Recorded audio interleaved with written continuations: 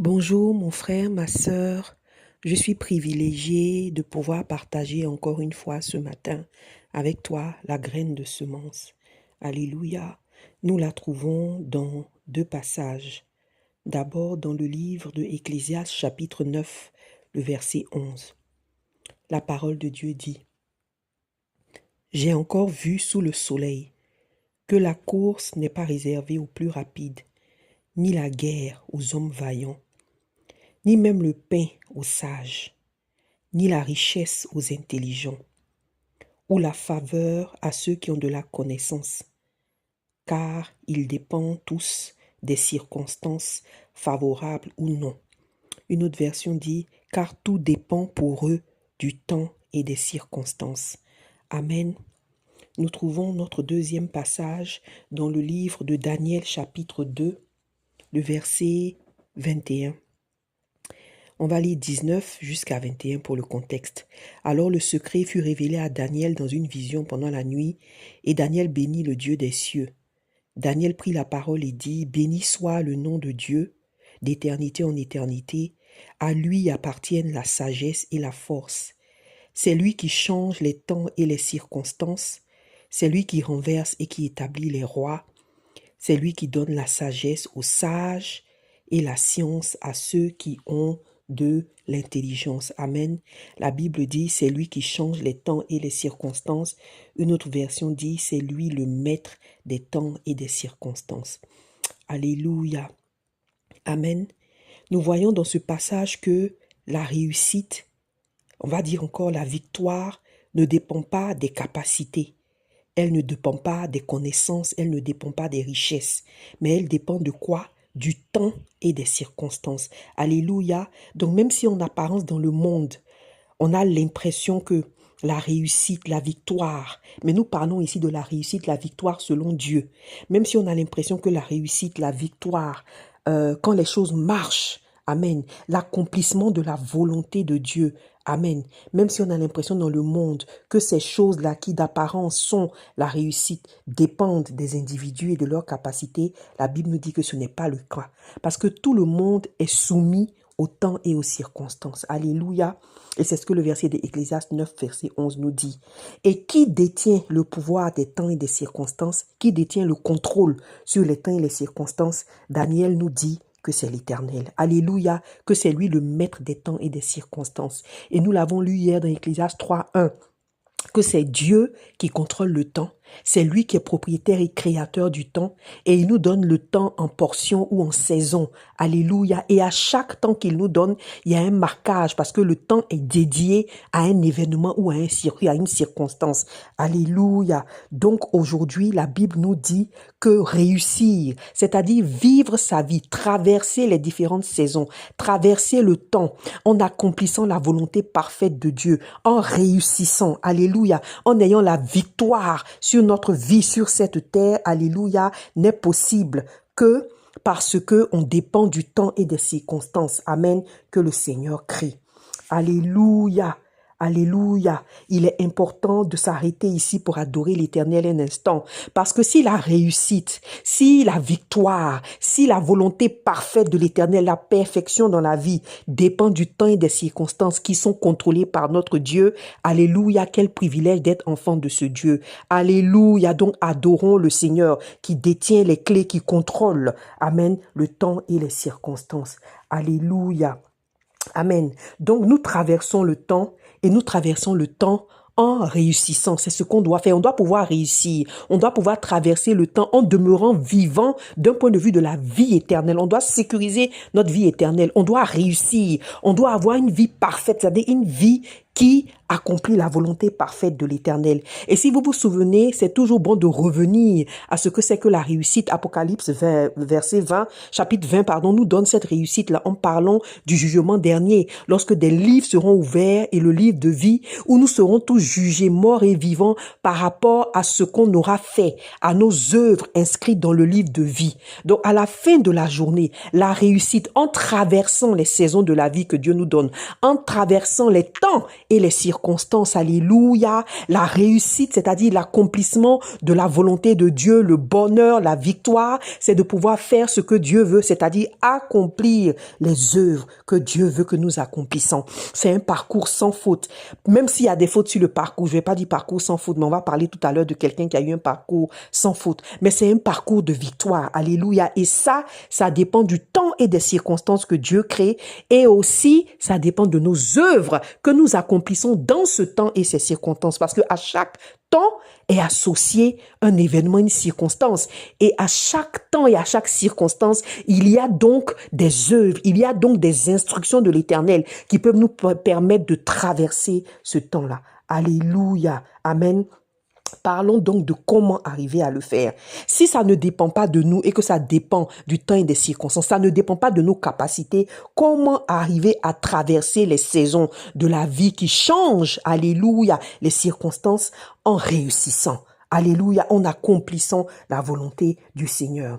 Regardons l'histoire de quelqu'un dont on ne parle pas souvent dans la parole de Dieu, Josué, mais qui en fait a eu un parcours sans faute. Sans faute, ça ne veut pas dire un parcours sans péché, parce que la Bible dit nul n'est parfait, nul n'est saint.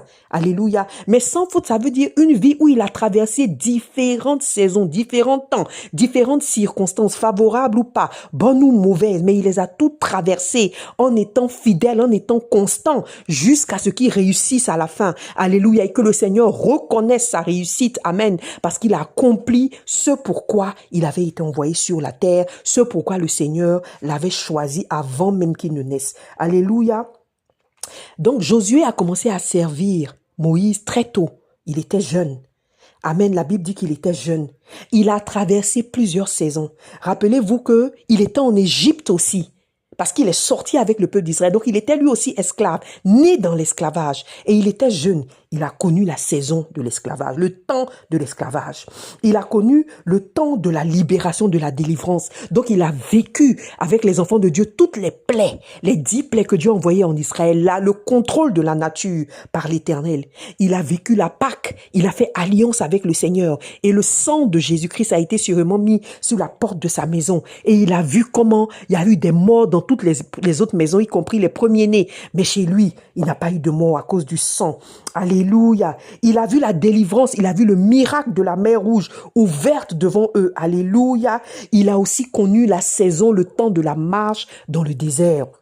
Ce moment long, difficile dans la chaleur. Et comme il était jeune, sûrement qu'il faisait partie de ceux-là qui travaillaient beaucoup, qui prenaient les bagages et qui aidaient. Alléluia. Amen. Il a connu les temps de victoire et de guerre avec des ennemis sanglants. D'ailleurs, il y a eu une guerre avec les Amalécites très tôt, où Dieu a dit à Moïse, lève la main. Et puis, comme ça, je donne la victoire. Mais dis à Josué d'aller se battre. Donc, très tôt, très jeune, Josué a été confié, a reçu une mission du Seigneur d'aller se battre en guerre. Donc, il a connu les saisons de la guerre. Alléluia. Il a connu les saisons de la rébellion du peuple d'Israël. Il a vu l'idolâtrie. Il a vu le veau d'or. D'ailleurs, il avait vu ça. Il était avec Moïse et puis il a dit à Moïse, mais qu'est-ce qui se passe? Alléluia.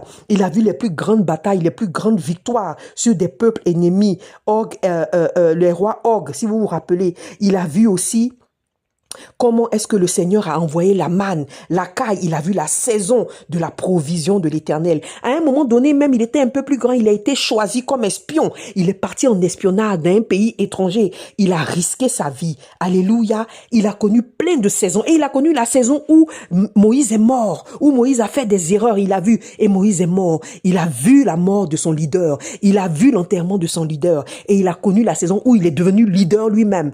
Alléluia. Il a connu des saison de crainte. Amen. Et il a connu la saison de la traversée du Jourdain et les saisons des guerres. Josué a traversé de multiples saisons, de multiples circonstances, mais il est demeuré fidèle et il a réussi sa mission. Comment est-ce qu'il a fait? Amen. Nous savons que ce n'était pas ses capacités, mes frères, mes sœurs. La parole de Dieu dit, il était déjà jeune, il était un enfant, donc il n'était même pas qualifié. Personne ne s'attendait à ce que ce soit Josué qui soit choisi. Et si vous lisez l'histoire du peuple d'Israël en détail, vous allez vous rendre compte que Il n'était même pas, il était effacé à la limite. On ne parle pas vraiment de Josué autant dans le temps de la marche, dans le désert. Pendant 40 ans, imaginez-vous, ce jeune homme-là, cet enfant-là, il a grandi et il a mûri avec Moïse. La Bible dit qu'il était l'assistant de Moïse. Si vous regardez Nombre 11, 28, la Bible dit l'assistant de Moïse depuis sa jeunesse. Alléluia. Mais on ne parle pas de lui, il était effacé. Ce n'était pas un militaire. Il n'était pas né de famille où il y avait la guerre. Alléluia. Il n'était même pas de la famille des Lévites, les familles consacrées, choisies, qui servaient le Seigneur dans le sacerdoce qui avait été mis à part. Il n'était pas de la famille de Aaron. Il n'était pas lévite. Il était d'une tribu qui s'appelait Éphraïm et qui à cette époque n'était même pas une tribu particulièrement considérée, on va dire, dans Israël. Amen. Et on ne parle pas de lui. Il était effacé. Il était à la limite invisible. Alléluia. Et pendant longtemps, on n'a même pas nommé Josué.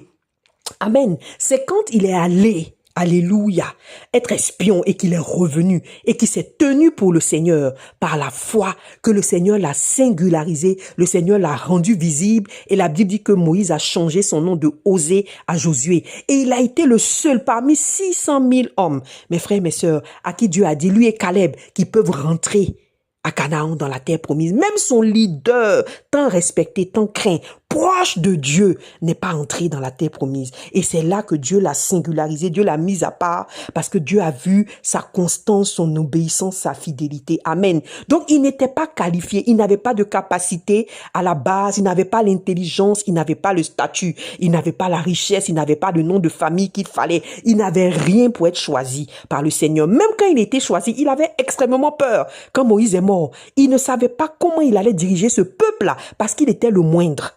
Il était le moindre, il n'était pas celui qui avait été qualifié. Amen. Mais le Seigneur lui a dit, je suis avec toi. Et le Seigneur a relevé sa tête. Un jour, quand il devait traverser le Jourdain, Dieu lui a dit dans Josué chapitre 4 que aujourd'hui, Josué, je vais relever ta tête devant le peuple et ils vont te craindre comme ils ont craint Moïse. Et c'est pour ça que le Seigneur a fait en sorte que Josué traverse le Jourdain et qu'il a ouvert le Jourdain de la même manière qu'il avait fait par la main de Moïse parce qu'il voulait relever la tête de Josué. Alléluia. Donc c'est son cœur qu'il a fait remarquer. C'est son cœur, c'est son obéissance qu'il a démarqué, son service fidèle au Seigneur. Alléluia. Amen. Donc, il a traversé les saisons, de l'une saison à l'autre, favorable ou pas, leader ou pas, différentes sous-fonctions, différentes sous-missions. Il a été porte-bagages, il a été assistant. Alléluia. Il a été espion. Plein de rôles qu'il a fait, tout petit, jeune. Amen. Et il a réussi. Alléluia. Quels étaient les secrets de Josué? Et c'est ce que nous voulons voir aujourd'hui, qui vont nous permettre, nous aussi, de traverser le temps. Amen. La première chose, mes frères, mes sœurs, qui m'a vraiment frappé et que j'aimerais partager avec vous, c'est la présence de Dieu. C'est la présence permanente dans la présence de Dieu. C'est la prière, c'est la connexion. Alléluia. Écoutez, mes frères, mes sœurs, Exode chapitre 33, verset 11. Je veux lire ce passage-là. Amen. Pour qu'on puisse voir comment est-ce que la présence permanente dans le Seigneur nous permet de traverser les saisons en pleine obéissance. Alléluia. Même quand on n'a pas les capacités. Alléluia. Exode 33, verset 11. La parole de Dieu dit, l'Éternel parlait avec Moïse face à face, comme un homme parle à son ami. Puis Moïse retournait au camp, mais son jeune serviteur Josué, fils de Nun, ne sortait pas du milieu de la tente. Amen. Mon frère, ma sœur, c'est quelque chose d'un peu, on va dire, époustouflant. Vous savez pourquoi? Parce que Moïse déjà passait tout son temps dans cette tente. La tente de la rencontre, là, c'était le lieu de résidence de Moïse. C'est là-bas qu'il vivait. Il ne sortait de là que pour venir donner des instructions au peuple et il repartait dans la tente. Et la Bible dit que il n'y avait personne comme Moïse à qui Dieu parlait face à face.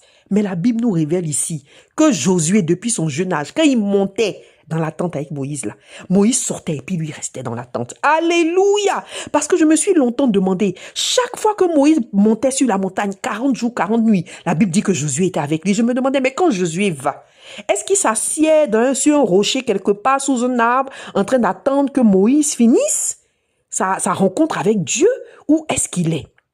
Et c'est là que la Bible a révélé que Josué, quand Moïse parle, donc Josué lui-même était dans la présence avec l'Éternel là-bas. dans la présence, baigner dans la présence. Et quand Moïse sortait, Josué restait. Amen. Et on se rend compte dans la vie de Josué les traces. Parce que le Seigneur lui disait des choses spécifiques. Alléluia. Parce que dans la présence de Dieu, dans la prière, ce n'est pas d'aller intercéder. C'est pas ça. Ce n'est pas d'aller prier. Ce n'est pas ça. Mais c'est une présence où tu es plongé constamment dans la présence du Seigneur. Amen. Où tu l'écoutes et il te parle.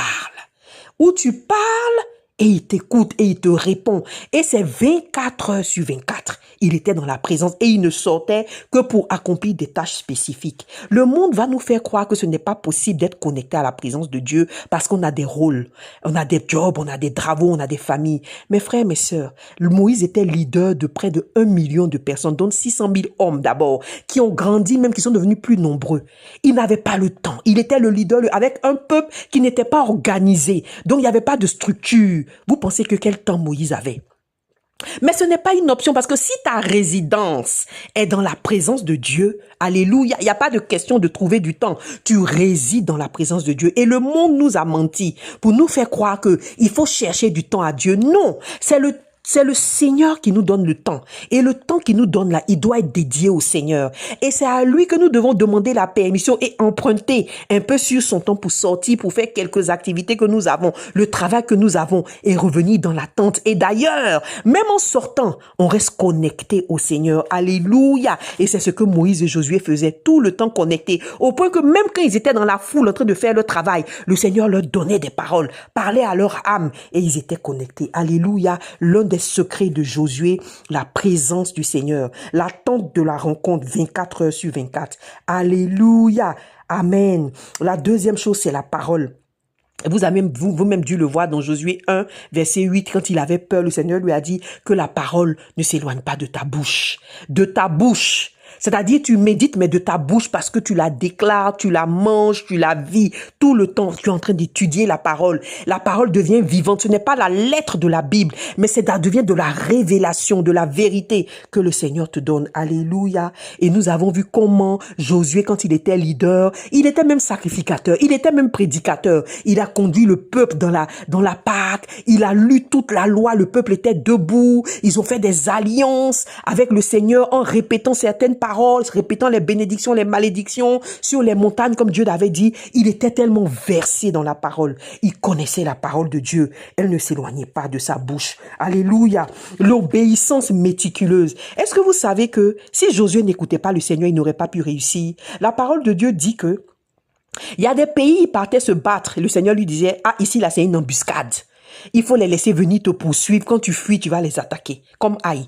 Il y a des pays où le Seigneur disait, non, tu n'attaques personne. Tu fais le tour de la ville simplement. Et puis, méticuleusement, le nombre de fois où tu dois faire le tour de la ville. Le Seigneur lui disait, c'est comme ça qu'il gagnait. Il y a des villes où le Seigneur disait, rase, brûle, tue tout le monde. Il y a des villes où le Seigneur disait, non, tu ne dois pas tuer telle personne. Tu ne dois pas tuer cette femme. Tu ne dois pas tuer sa famille. Alléluia. C'était méticuleux. Il y a des moments où le Seigneur disait, toi, va attaquer les rois avant même qu'ils ne viennent t'attaquer. Et il a pris la route toute la nuit, marcher avec l'armée pour aller attaquer. Il y a des moments où Dieu lui disait non, reste tranquille. Quand ils viennent t'attaquer, tu vas te défendre. Alléluia. Le Josué a suivi des instructions méticuleuses. Il a obéi de façon méticuleuse au Seigneur. Alléluia. Le quand, même quand il traversait le Jourdain, le quand lui a été donné. Le comment lui a été donné. L'heure précise lui a été donnée. Alléluia. Parce que à chaque temps, Dieu associe une instruction à laquelle il faut obéir méticuleusement. Amen. Et c'est comme ça que nous pouvons arriver à traverser le temps. Souvenez-vous de prophète Élisée et de Géasi. Il a dit à son serviteur Géasi que quand il est allé prendre l'argent de Naaman, alors que Élisée lui avait dit ne prends pas l'argent de Naaman, il a dit à Géasi en lui faisant des reproches, il lui a dit mais est-ce qu'on est dans un temps, dans une saison où il faut prendre des bœufs, des offrandes des gens? Ce n'est pas une saison pour faire ça. Alléluia, parce que Élisée savait les saisons. Amen.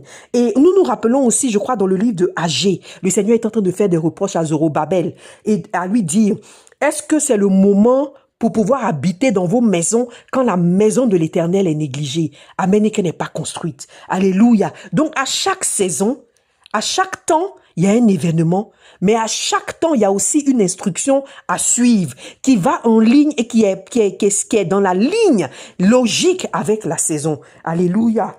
Et Josué a obéi.